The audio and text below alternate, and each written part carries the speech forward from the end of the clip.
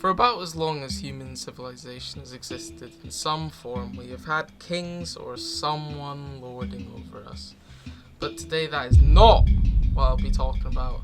I'm here to get to the bottom of Rat Kings. King of the Rats, Blake Father. If you have no idea what I'm talking about, buckle in because it will unfortunately not be what you expected. Let's start with the humble rat.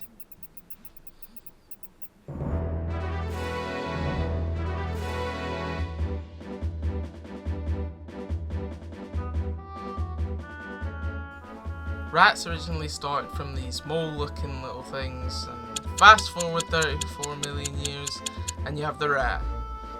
They are some of the most adaptable animals besides the cockroach or something. You could just chuck it on an island in the middle of nowhere and it would be A-okay. In an ecosystem, they generally disperse seeds, and since they love your filthy trash, they basically eat anything, so act as decomposers. Rats are also quite smart, but this really depends on if there's a reward or not.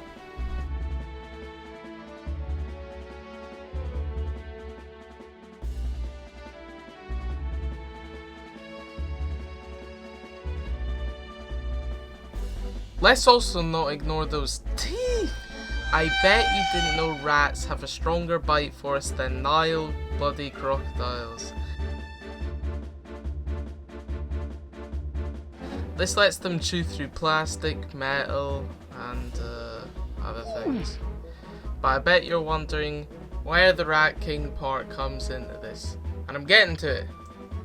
Basically, while rats are very social animals and do form social hierarchies, they don't exactly elect a rat king. Unfortunately, I was pretty sad to hear that as well. But so what am I waffling about?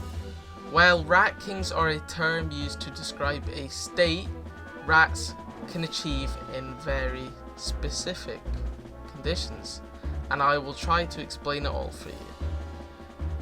Rat kings are when multiple, up to 32,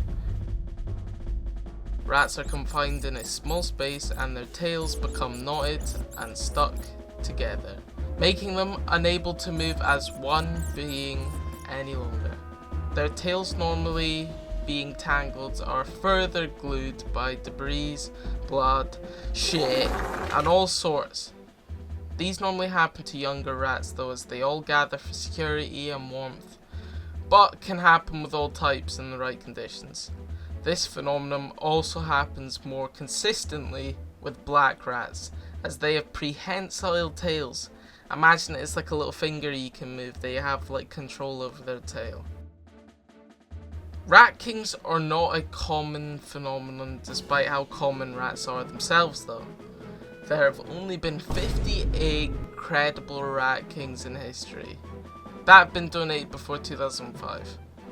6 being in museums today. However, some rat kings in the past have been fabricated and some existing specimens are thought to be tampered with, as some people would just tie dead rats' tails together to make a quick buck.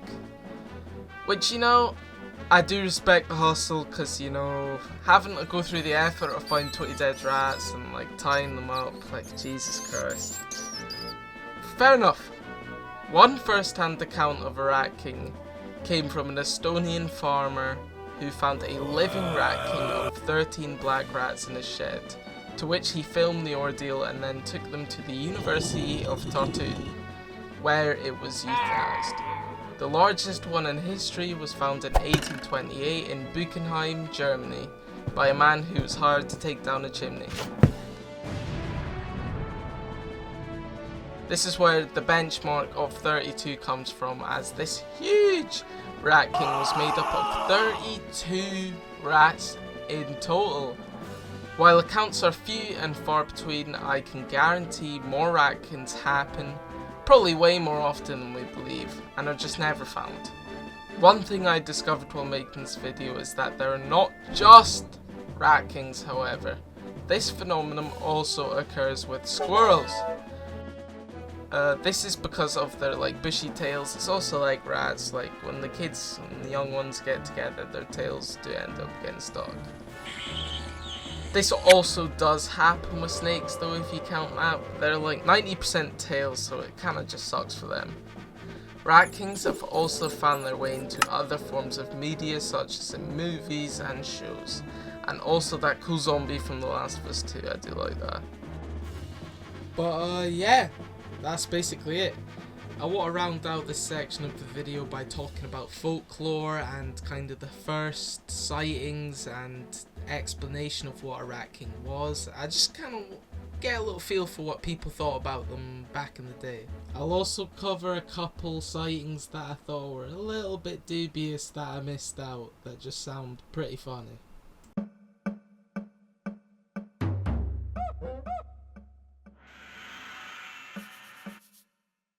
In medieval and early modern Europe, seeing a rat king was considered a terrifying omen, almost like a warning from nature that something terrible was about to happen. A lot of times people thought that if a rat king appeared in your barn or near your house, that you and your family would be riddled with disease and misfortune. I don't really know the rules on that though, because like what would happen to the neighbour? Would it be like plagued by association or what? Rats were also tied to the Black Death because it happened in the 1340s to 1351. The first documented reference to a rat king came from 1564, and it was documented by Johann Wolff, a German physician, and it was in his book Lectonium Memorabilium, and this describes what a rat king is. His description is rats bound together by their tails, and he considered it a natural curiosity and a bad omen for the time, which, you know, he was half right. Parents would often use rat kings as a warning tale for their children, that if they misbehaved, they might just end up like the rats, tangled forever. In some rural areas, rat kings were whispered about as nature's punishment for greed, because rats were seen as hoarders. They're not represented animals that fought too fiercely over food and ended up cursed. There are also other echoes in folklore of animal kings like snake balls or frog knots being omens of witchcraft or doom. Rat kings fit into the larger European tradition of strange fused animals as supernatural beasts. But yeah, that's it. If you enjoyed the video, please leave a like and subscribe, and I will get started on the next one. See ya.